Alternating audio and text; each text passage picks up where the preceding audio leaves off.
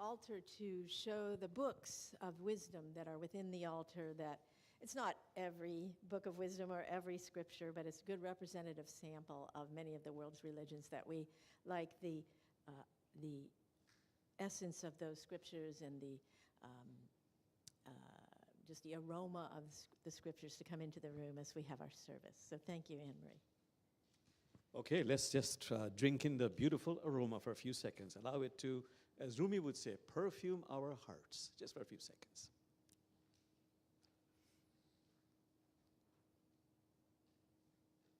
Thank you. So my dear friends, a very, very heartfelt welcome to this oval semicircle of love. Yeah, thank you. Please know your presence is truly a blessing. Let's do 1 or 2 ohms, deep breath.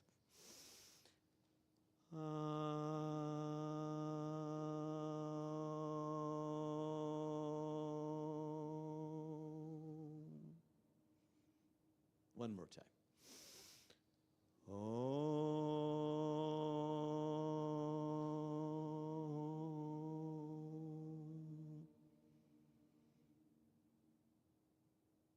Before I forget, you're still not convened till I ring this bell.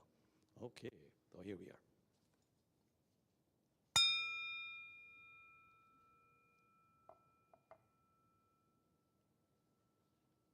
So you're officially convened, and let me hand it over to Sally Jo. Thank you,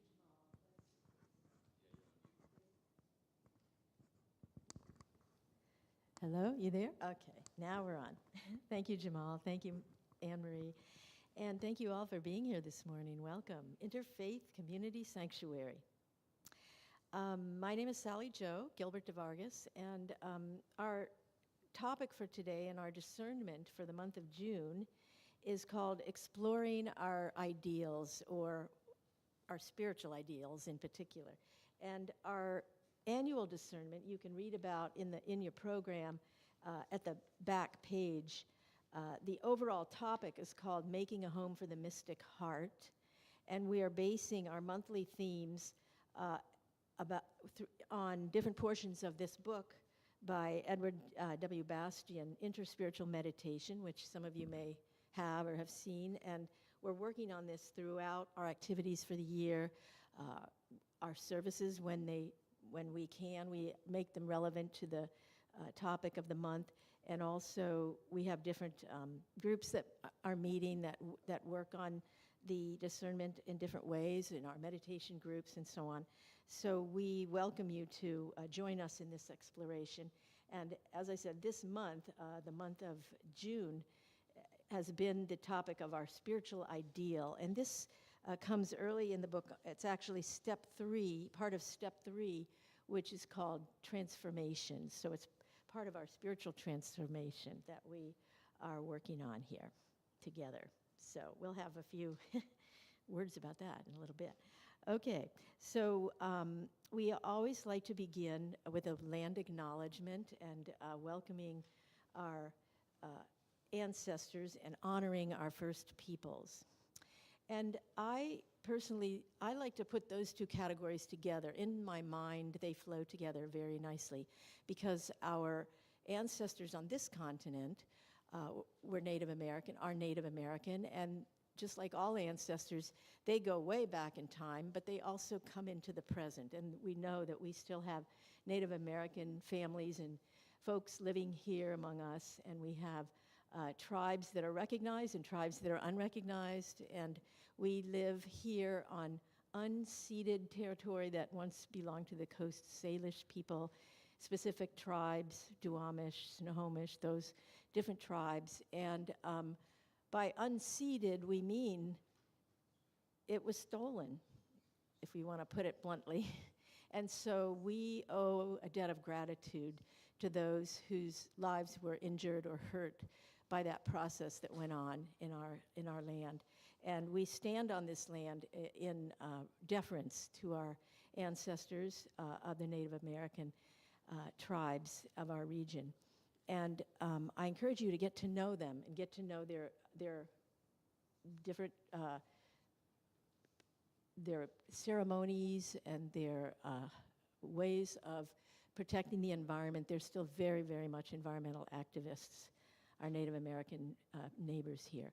And to go into that deeper, I want to remind us all that they have a phrase in the Native American culture which is called all my relations. And they use that phrase in almost all of their prayers, many of their prayers that I've heard. They talk about all my relations. And what I've learned about that phrase is it really relates to the interrelatedness of all of us, and I don't mean just the human being us, but all of the earth, all that lives on the earth, all that dwells on the earth, living or non-living, is all part of our relationship, our interrelationship with everything. And I know we've sometimes lost track of that. We think of ourselves as somehow either the guardians or the masters of the earth, but in fact, we're not. We're related to everything in the earth, and we're interrelated. So I like to think about all our relations when I welcome in our ancestors, the people who brought me forth personally, who are just a tiny, tiny little fraction of all the people, all the relations in the world and in the earth that we have and have had and continue to have. So we welcome them in at this time. And I thought it would be interesting. There's been a lot of talk this week and recent weeks about the 10 Commandments, right? So I thought, I won't go into that, but I thought I found, actually, somebody sent me a card. It just came out of nowhere. I didn't know. They put in this card, a little card that had the 10 Commandments of Native Americans. So I started looking that up. I wanted to see if it was authentic. And I found out that there are a lot of different versions of this. But I'm going to read one that I actually had, that had this said who compiled it. This was somebody named Glenn Welker, and it was on a Native American site. But I can't say this is the authentic one. But I liked this one, and it seemed pretty good to me. So I'm going to read the 10 Native American commandments. Number 1, treat the earth and all that dwell thereon with respect. 2, remain close to the Great Spirit. 3, show great respect for your fellow beings. 4, work together for the benefit of all humankind. 5, give assistance and kindness whenever needed.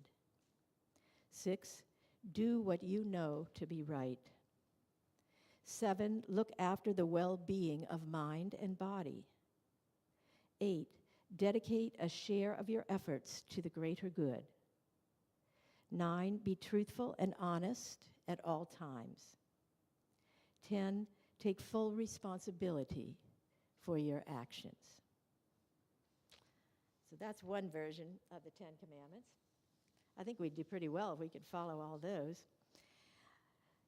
Anyway, we do honor our ancestors and we honor our first people. And at the beginning of every service, we also honor the divine feminine. And our friend Deborah is going to do a reading for me. I asked her to do this particular reading. It's something that George, you introduced me to in our Thursday meditation group.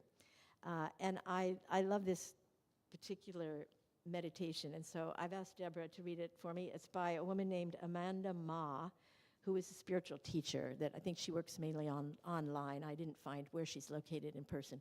But this is a reading by her. So Deborah, you want to come up and maybe take that microphone? Thank you.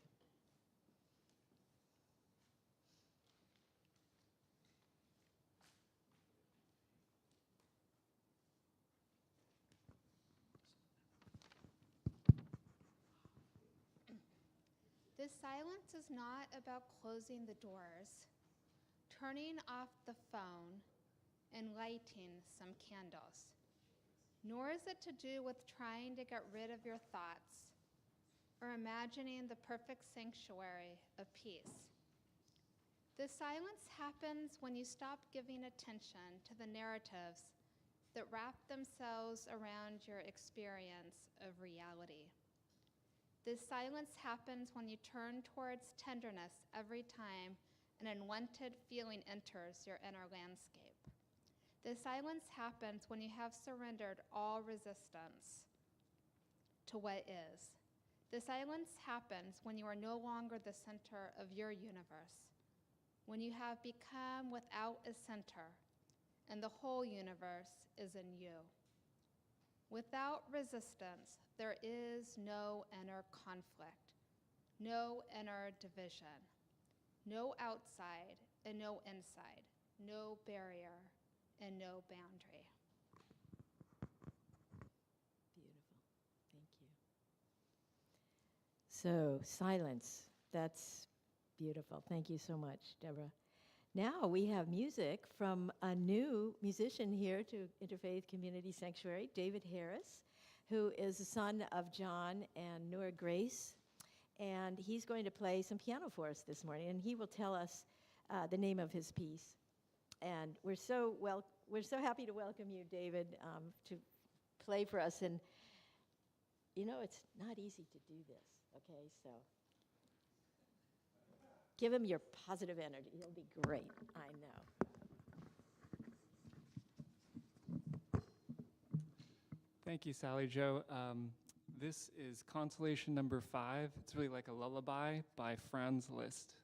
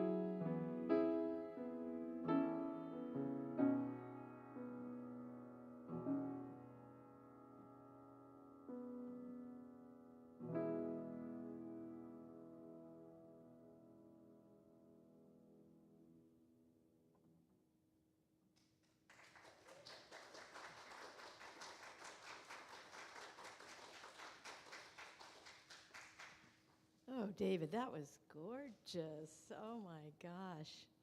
Beautiful. Thank you so much. Franz Liszt. Woo. You know, it thankfully, well, it puts us into a nice contemplative mood. That was so beautifully played. I'm almost in tears. I kind of felt like it was my own child up there playing, you know. It was, because I know what that feels like. Bless your heart. Thank you. So today, as I mentioned, we're going to be talking about seeking our highest ideals. And I'm going to share with you here my own personal perspective on this topic.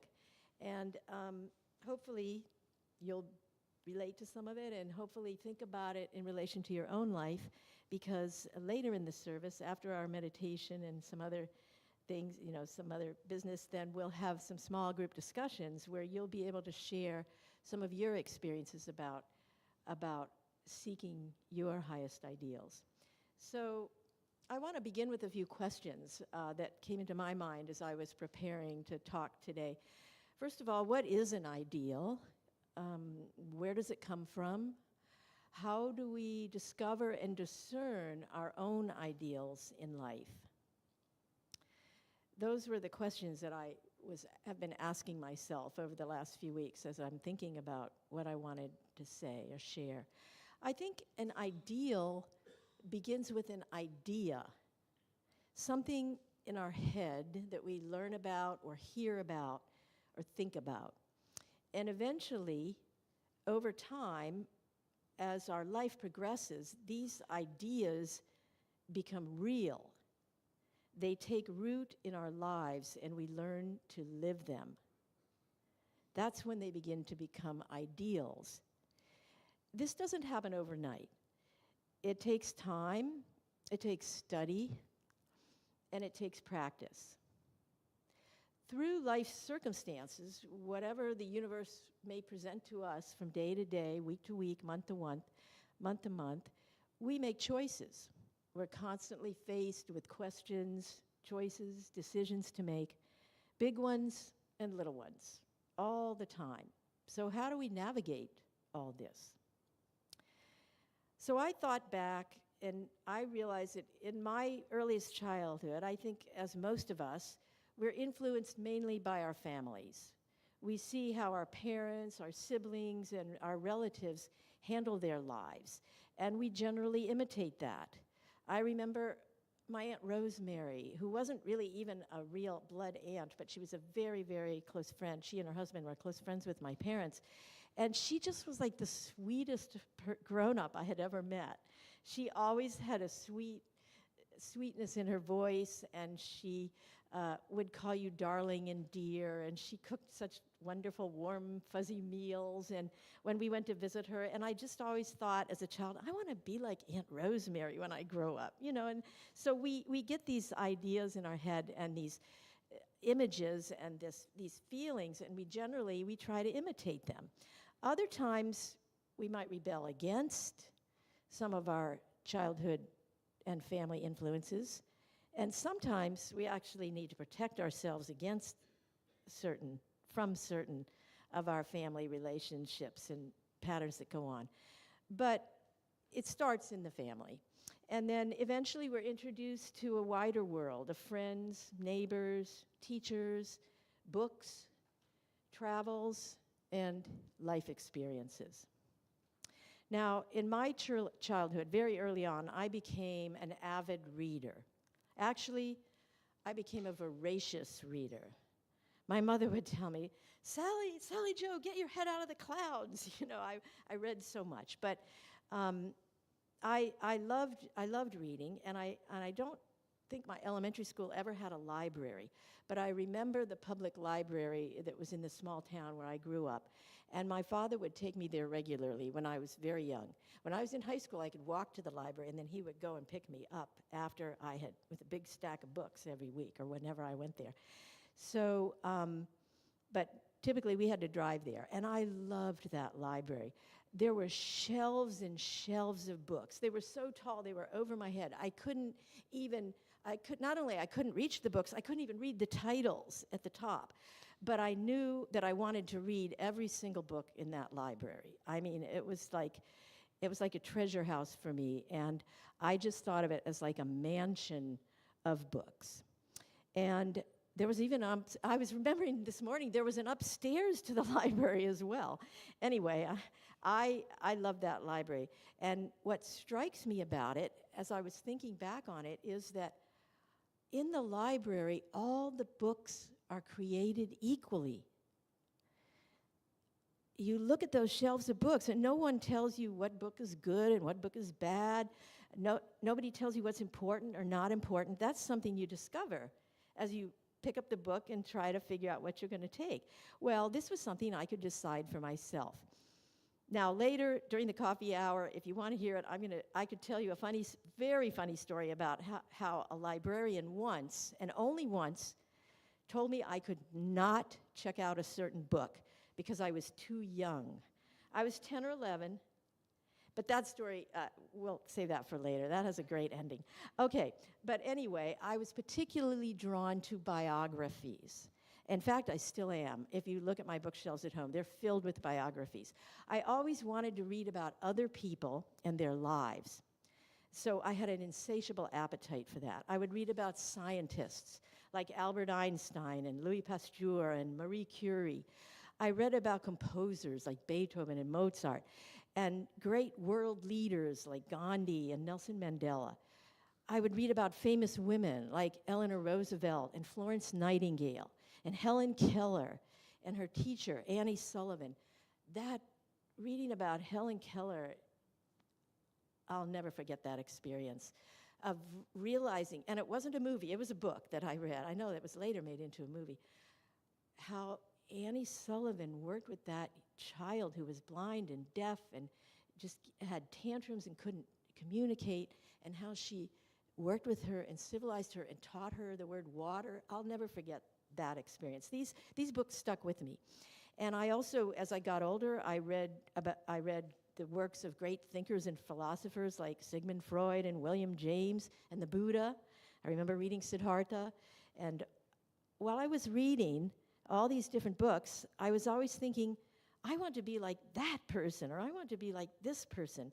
Not because they were perfect, but because their lives were so interesting and they had challenges they faced, and they discovered new things, and they had problems that they tackled, and problems of the whole world that they tackled. And that was fascinating to me and very, very inspiring. And as I think back on it, I realized I was learning about my own ideals and forming my own ideals as I was doing this particular reading streak that I was on. I was asking myself bigger and bigger questions about what is important in my life and how I wanted to live my own life. So I was forming ideals and forging a direction for myself. Now, I believe everyone does this, but I'm sure there are many, many different ways to go about doing this. But we all find ways to develop our own ideals and develop a direction for ourselves and as we grow and mature. So as we grow into adulthood and our experience expands, we face bigger and bigger questions, and we have more and more decisions to make. We make more mistakes, and we need to correct our course.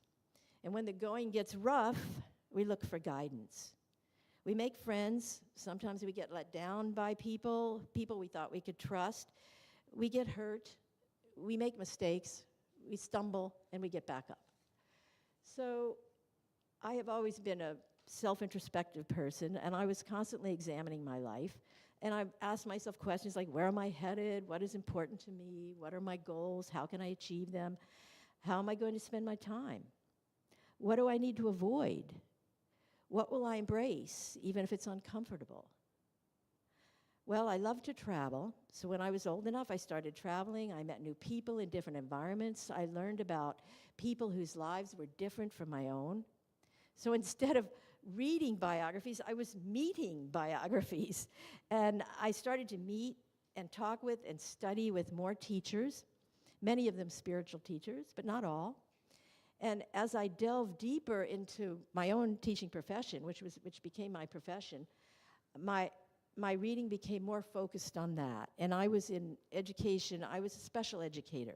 So I was also reading a lot about the relationship between teachers and their special children. You know, the Helen Keller book, you know, that stuck with me for a long time, I think.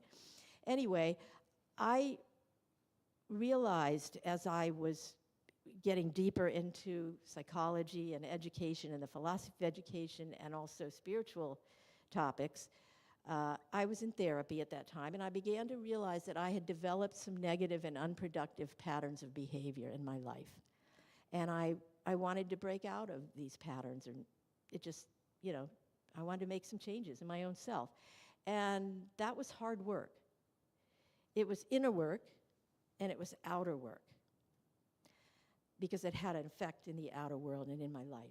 So important work takes practice. David, you know that, don't you? Okay, I had been practicing the piano all my life. I started piano lessons when I was 6. And I was in college. I was still taking piano lessons. And I was faced with something even more difficult. You know, there were so many pieces I couldn't play. Difficult pieces. Probably couldn't play that piece that you played. But I loved these pieces, and I wanted to learn them, but it took a lot of practice, right? And what I found in my life was that anything I want to do that's going to be difficult is going to take practice. Even this work I was doing with my inner self. So I started practicing changing my behavior, which means also changing some of my ways of thinking. So this is inner work and outer work. Now, I love that term now, spiritual practices. I didn't hear that term till I was maybe 20 years ago. I was an adult, and I heard that word. And I remember asking a pastor, a Christian pastor, what she meant by that. What's a spiritual practice? You know, because I knew about praying, and I knew about meditating, but I never heard that term. Well, she explained it to me. But anyway, guess what? Spiritual practices take practice. We don't learn anything really valuable or important without practice. We have to take it little by little and work towards our goal and towards our ideal. Now, a therapist once told me a great story that has also stuck with me. It was about a man who had a bad habit of slamming the door when he got angry at home, at his kids or at his family. He would slam the door and have a fit. Well, he really wanted to break that habit, so this therapist told me that she gave him a technique where he would try to notice as soon as possible after he slammed the door and regretted it, that just try to notice it and then take a deep breath and calm down and say you're sorry or whatever happens. And she advised him to do that over and over, notice when he was doing it. And then she said, one time you'll notice yourself slamming it right in the middle of slamming it. So maybe you'll think to stop and you'll catch yourself before the slam actually hits. So you'll take a deep breath and you'll calm down. But after a while, and it will take practice, you might actually catch yourself right before you slam the door, and you'll stop yourself. And this is what the therapist explained to me about how you practice behavior. You know, you just have to take it little by little. You will eventually choose a different course of action if you can observe what you're doing. And this applies to so many life patterns, and it kind of applies to the reading we had this morning.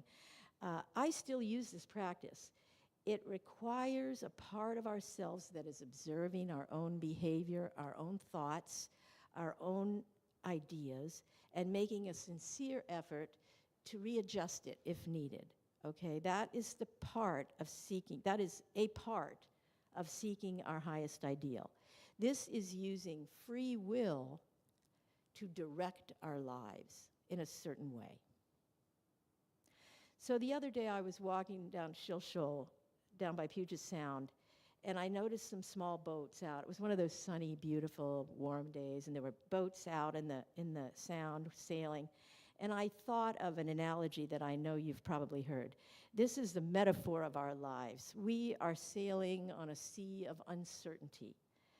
There are currents and winds all around us, pulling us in different directions at different times. Some of it's fun, some of it's scary. We might go hither and yon and have no control. Or we may choose a direction, set a goal, and try to go in that direction. Still, we may be drawn off course again and again. Sometimes it will be an interesting adventure, sometimes a little dangerous, but it won't necessarily lead to our goal. So what is our goal? Where is our Shangri-La? We keep asking ourselves, and it might even keep changing. Maybe we're just exploring. Maybe we don't even have a goal, and we don't know where we want to go. Well, then things get a little dicey. The weather is changing, a storm is coming. This is when we need guidance. The guidance is there for us. But remember, we have to lift our sails. We have to put them in a certain, I don't know how to do this. I don't sail boats, you guys. Some of you do. My sister does. It's very complicated. You don't have just one sail. You have several, and you have to list them, put them in certain directions. We have to put up those sails so we can catch the guidance from the universe that is there for us. We will get support. We will get guidance, but we must be open to it. And then we must keep our eyes open and focused on our goal, on our own ideals. That's my belief, and that I think this is the story of our life. So I offer it to you, and I say, sail on. So now, with that being said, Jamal is going to guide us in a little meditation that, well, not a little meditation, important meditation, that is a tool we can use to help us in this journey. Thank you so much, Sally Jo. So my dear friends, we'll do a meditation where I'll ask you to go in the meditative state into your sacred sanctuary, which is a place, could be indoors or outdoors. It's in your imaginal realm, but it's a place that is, number one, absolutely safe, very beautiful, because our souls love beauty. It's a place infused with love, unconditional love. And number four, and this is important, it's a place of infinite possibilities. You can fly here if you want to, summon anybody. So the meditation consists of me taking you into your sacred sanctuary. And then, because it's magical, you can summon 1, 2, any number of teachers, living or deceased, who embody your ideal. Biblical beings, human beings, living or deceased. I had great regard, love for my beloved parents, late parents. I bring them in. And you might be shocked and surprised, but I bring in Rumi into that wonderful sacred sanctuary. And one thing you must know, that I really never memorized Rumi quotes. But you know, by doing this exercise, being in the presence of Rumi in the sacred sanctuary, it's very easy for me to just utter Rumi quotes once I read them, once I feel it, as Rumi says, splashes in my heart.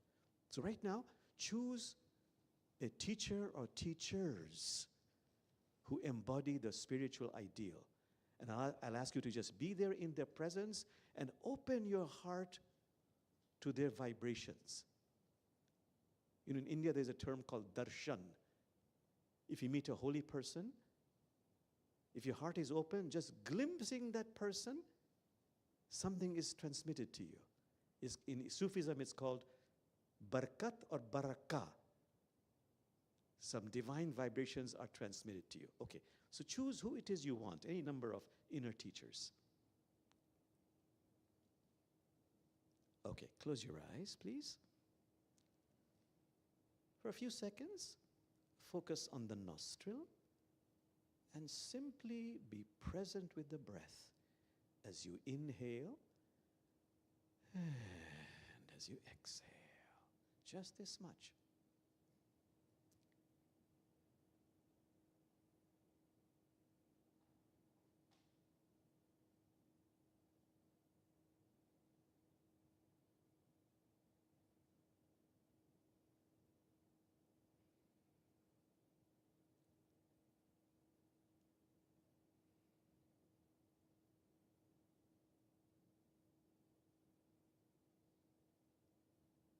And now, letting go of this gently, Please focus on your heart, human heart. And as I count from 10 to 1, with the count of each number, come closer and closer to your sacred sanctuary, indoors or outdoors. Focusing on the heart now. 10, going deeper now, closer to your sacred sanctuary. 9, 8, 7, 6, 5, 4, 3, 2, 1. Please find yourself ushered into your sacred sanctuary.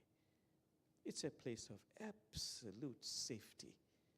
Please look around you. Sense, feel the astonishing beauty, marveling at the gorgeousness of this place. It is so beautiful. The colors, the sights, and the feelings you feel. And our souls love beauty.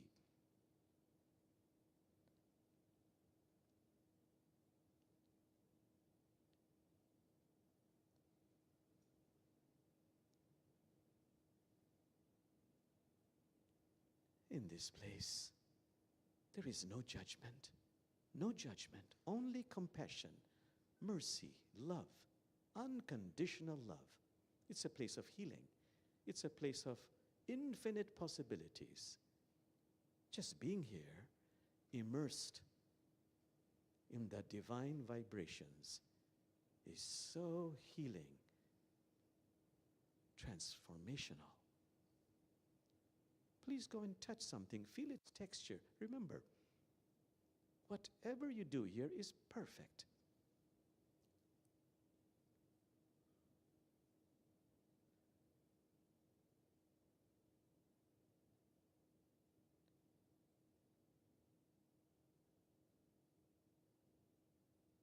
And now, this is the time. Summon in this magical place, your sacred sanctuary, your inner teacher or teachers. It's magical. The moment you intend to summon them, they arrive. And they're sending you wave after wave, vibrations after vibrations of the sweetest, deepest, unconditional love.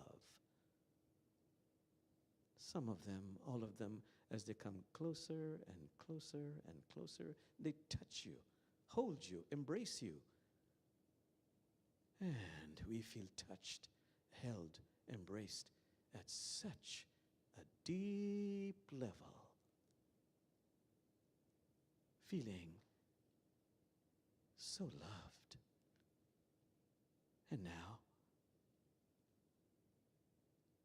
you're being told, just be here in the presence of these teachers and open up your heart to receive transmission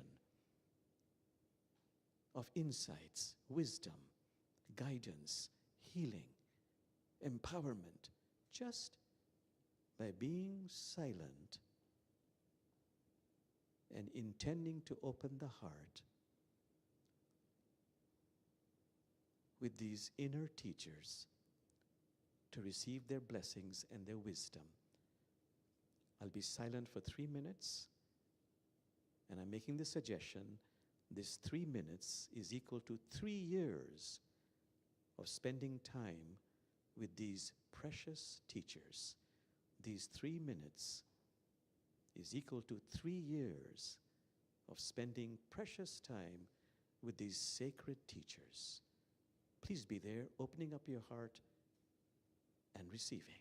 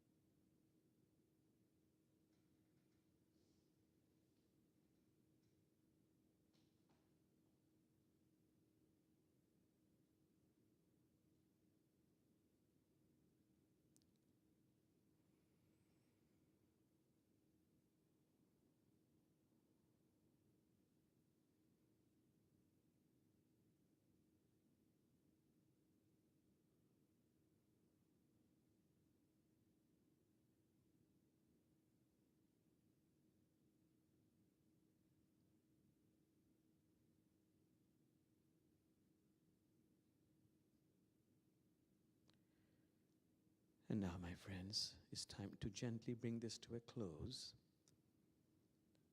Please, with sincerity, with humility, thank your teachers.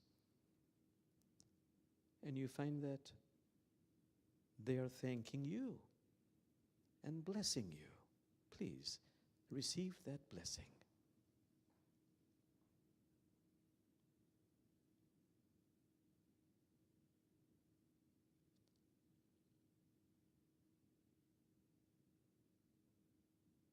And now, as I count numbers coming into awareness, number 1, slowly, easily, gently coming into awareness as you say goodbye to your inner teacher or teachers, remembering you can always come back here and summon them. Number 2, feeling deeply grateful, feeling blessed.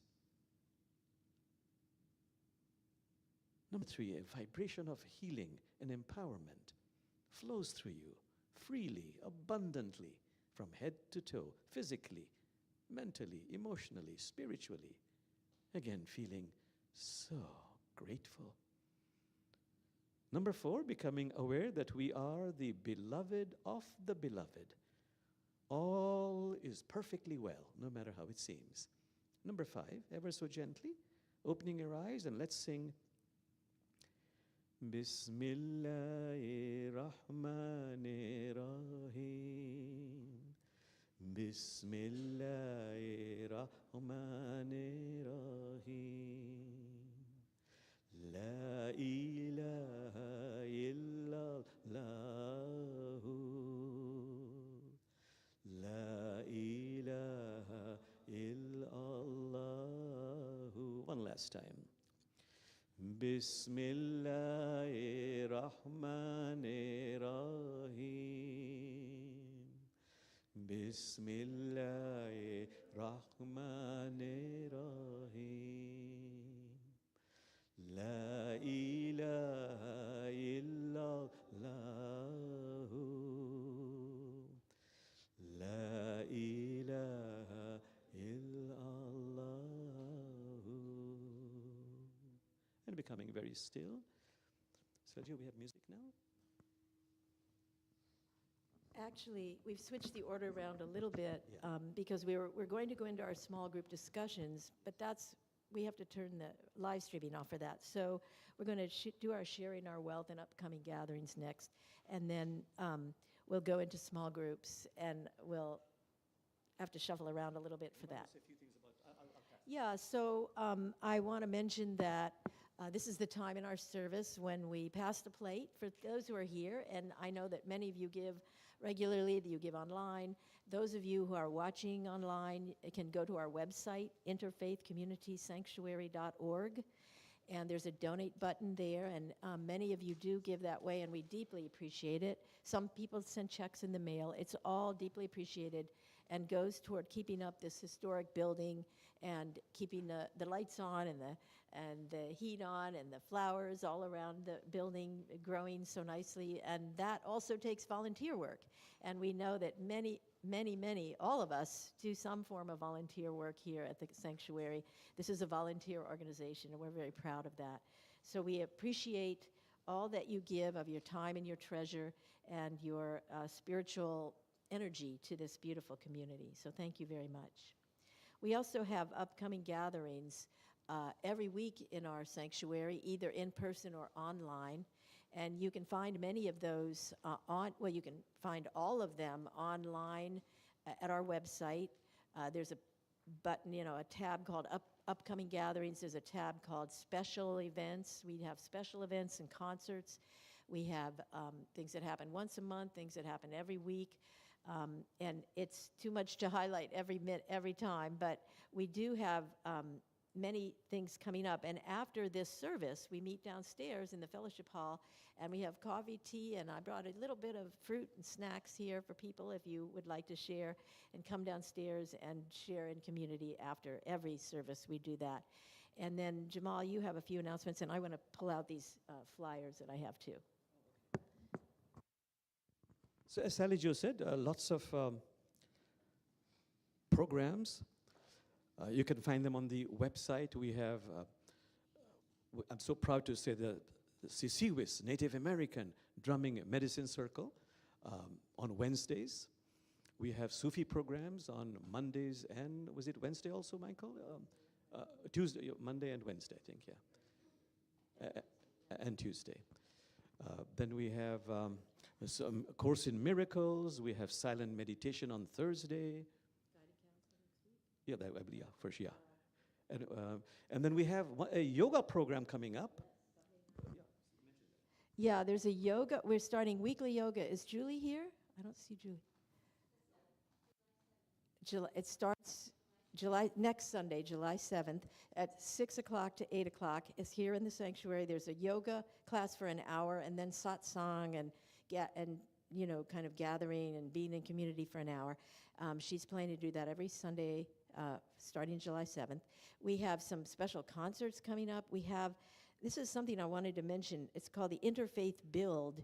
It's a Habitat for Humanity group that is bringing people from many different faith traditions together to build a house down in the south end of Seattle. And there are 2 build weekends, September 6th and 7th, and September 13th and 14th. And I'd love to see if we could get a group of folks from our community going. I know I'm committed. Jamal and I are committed to going as individuals for sure. Jamal has doing a part where he's speaking. And we would love to have people join us. This is a chance to put our faith into action and help build a home for people who are then going to be able to own this home and keep it forever, until they decide they're finished with it.